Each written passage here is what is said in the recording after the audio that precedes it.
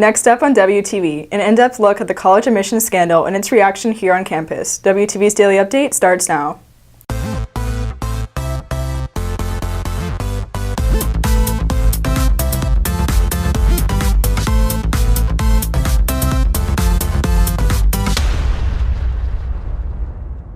Good morning, Red Hawk Nation. Today is Friday, March 22nd, and I'm Jordan Klein with today's Daily Update, brought to you by Wingspan TV. Federal authorities recently uncovered a scandal that rocked the world of college admissions, with reverberations being felt across the country. WTV's Ben Anderson has the details. After a series of federal investigations, authorities uncovered multiple children of wealthy celebrities received admission to universities based on false exams and cash bribes. At the heart of this scandal, coaches at universities such as Stanford and Yale received personal bribes in exchange for recruiting everyday students as athletes and guaranteeing their admittance to the university. These students were often recruited as preferred walk-ons in sports such as tennis, soccer, or sailing, granting their admission to the university regardless of their athletic or academic eligibility. In addition, some parents paid to have people take the ACT or the SAT for their children, bribing test administrators to look the other way, allowing cheating to take place on the college entrance exams. Several university employees at USC have been fired, while other schools are also taking action. However, no court dates have been set for any of the individuals indicted. Reporting for WTV, I'm Ben Anderson. With many colleges and universities reevaluating their admissions process, WTV's Kennedy Williams sits down with college counselor Brittany Portnoy to discuss how the recent scandal will affect the admissions process for prospective students. Thank you, Jordan. I'm here with our college counselor, Brittany Portnoy, and we're going to talk about just a little bit about this college admissions scandal that's recently surfaced and what that means for the college admissions process for all students. So I have a few questions to ask you. Okay. First one, what was your reaction when you first heard about this college admissions scandal on the news? It shocked me when I first saw the scandal about who was involved and all of what they have done. However, at the same time, it almost didn't surprise me because I'm sure this isn't the first time that something like this has happened. It's just the first time it's been publicized. Yeah. So a little more background on the scandal itself. The means that these parents use money to help, leverage their students into these universities is technically illegal, but there are things that many parents are doing, like even here in Frisco, that technically are doing the exact same thing, using money to kind of improve their students' chances of getting to college, but it's legal. So I guess club volleyball, or select basketball, spending thousands of dollars, taking your kid across the country to play sports and get more exposure in front of college recruits, or maybe it's spending hundreds of dollars on a private tutor. So where do you think the line falls between those two activities, and do you feel like the people who are using the money legally are any more at fault than the people who are doing No, I this think illegally? the ones involved in the scandal are completely guilty. I think parents being able to have the ability to help their children in whatever way, I think the legal aspect of it and doing it illegally is okay. Being able to have the means to be able to provide extra help for your child and tutoring, benefits them in the long run. At the same time, though, it can actually go backwards, too. Like, some students who have all of this extra help with tutoring end up doing worse because they overanalyze everything that they've just studied for. So it can go both ways. Yeah. Same with, the club sports. Most kids, when they're little, they've started playing these sports and they know what they want to do. And so you get scouted, I think, a little bit more outside of schools, and more people colleges are going to come recruit you from these teams as opposed to in the high schools. And so if it's something that you're really passionate about and that your family has the means to be able to actually do it the legal way, I think it's acceptable. I think it's the doing it, falsifying documents, pictures, and then trying to make your child look like they're this person that they're not, that makes it illegal. But when your kid has the ability to play athletically on maybe a division, just these big schools, the big schools, then yes, I think being able to provide for that. And then same with some of the, as you said, the extra tutoring and that kind of stuff, there's still a lot of free stuff out there that you can do to help. Even so, for families who don't have the finances, there's still ways for them to be able to provide those things for their children as well. Yeah. Awesome. And then final question. Yes. So for me and other students who are watching this, when I'm working on essays and other parts of my application, where do you think the barrier falls between getting help with your essays and all that stuff and just having other people do the work for you? So I don't think anybody should have anybody do the work for them. I mean, unless obviously you have some kind of learning disability or some ways that prevent Yeah. you from being able to fill them out yourself. However, I think it's okay and acceptable to have, like, if you're filling out your applications, to have, like, a parent sit with you, and they just kind of sit behind, and if you have questions or unsure about things, for them to kind of help you. Ultimately, though, at the end of the day, I think you need to fill out your own applications, write your own essays. I know a lot of English teachers will edit the essays for you if you bring it to them, which I think is a great idea.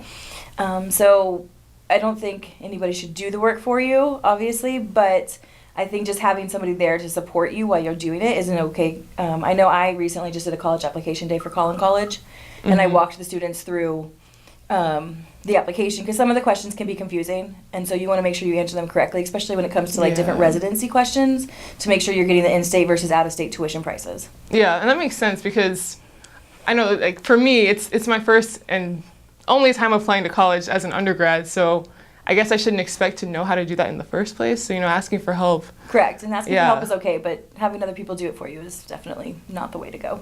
Yeah. Awesome. Well, that's all the questions I have for today. Thank you, Mrs. Portnoy, so much. Thank you. Back to you, Jordan.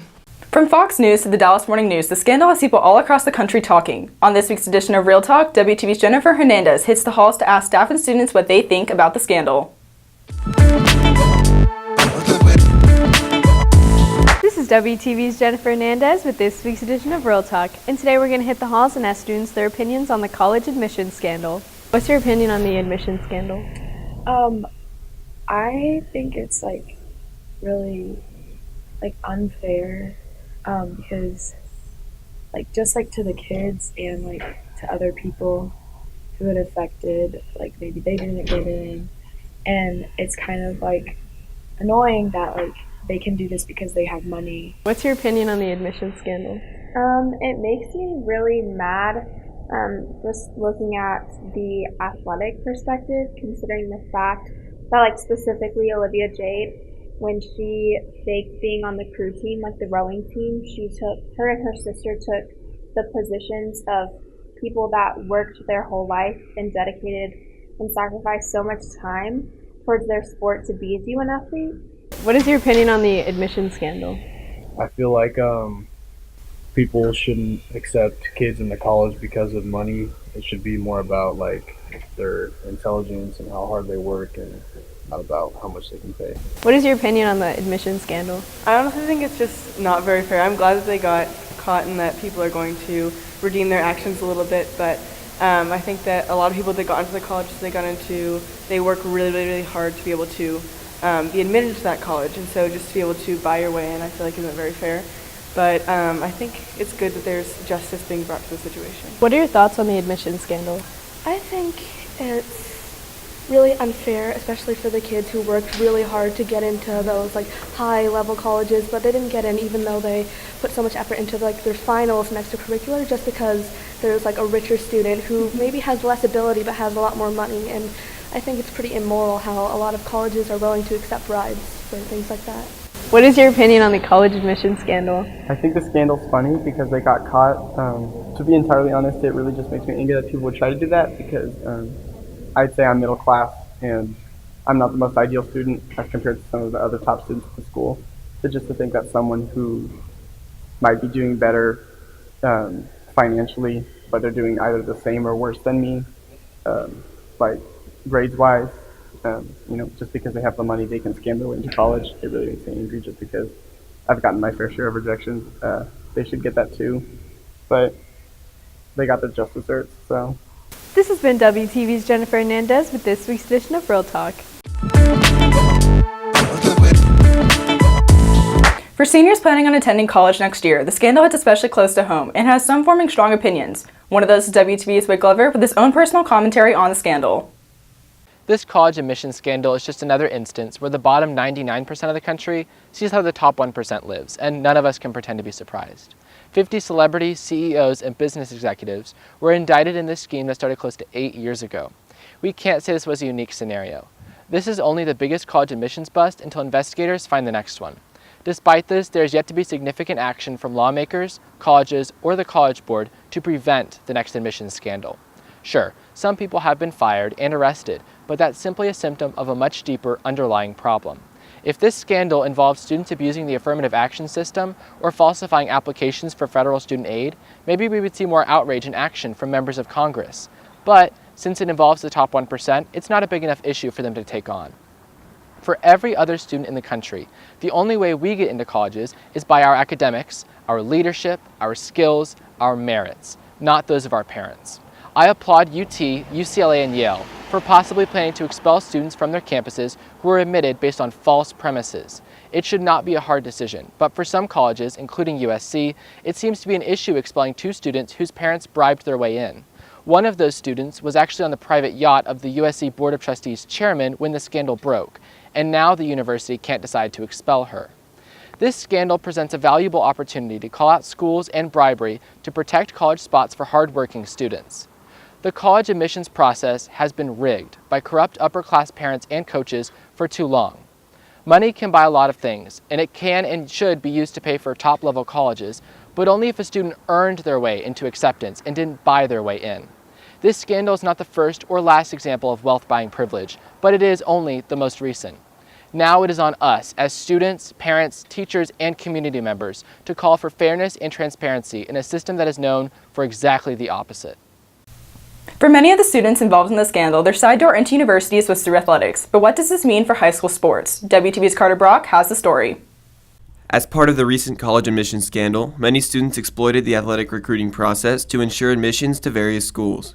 Close to home, the University of Texas head tennis coach Michael Center was dismissed after allegations that he accepted bribes to save a spot on the team. A variety of other notable schools, USC, Yale, and more, took part in aiding students without merit onto sports teams to ensure admission. With collegiate recruiting far from an exact process, senior basketball player Zion Richardson, who is experiencing the process himself, explains how it works.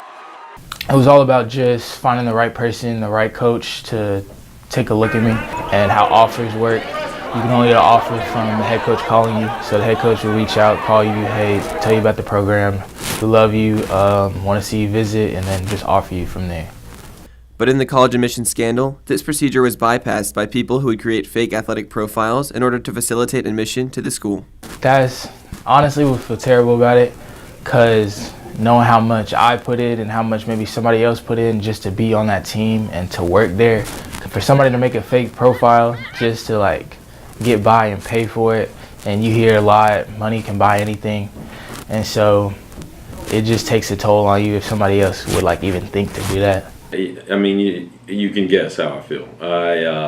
It's pretty disappointing. At no point in time would that be okay, at Liberty High School or at Centennial down the street or wherever, for a kid just to show up and be on the team and then get into something that they don't deserve. Although the scheme can be pinpointed to college admissions, Birch believes the scandal has bigger implications. I think that the whole deal is not just a problem with our college setting or university settings. I think it's a problem with our society. There's lots of people that think that they should get something that they haven't earned or something that they don't deserve. And so I think it's not just a problem in college athletics. I think it's a problem with our society in general. For Wingspan TV, I'm Carter Brock. WTV Sports brings you a look at what's happening in campus athletics.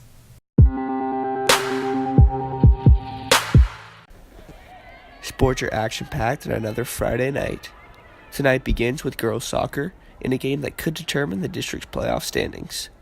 The girls currently sit in a tie for 4th place with Lebanon Trail.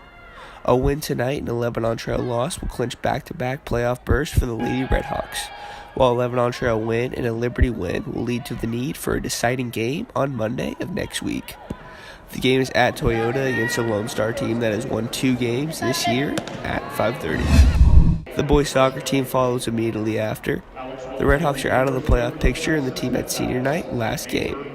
They're looking for their 3rd win and looking to knock Lone Star out of playoff contention. Softball continues District 9 5A play. The team is fighting to remain in playoff contention with 2 total district wins. They face off against a Wakeland team that is tied for 4th place in the district. The game is at Liberty at 7. Baseball also plays a district game. They continue their weekly series against Independence. The Redhawks are coming off a 4-3 win Tuesday night against the Knights. The team is in the middle of the pack for district, and a win tonight would put them in one of the top 4 seeds. The game is at Independence at 7:30. track also has a meet tomorrow morning as the boys and girls team compete in the Jesuit Sheener Relays.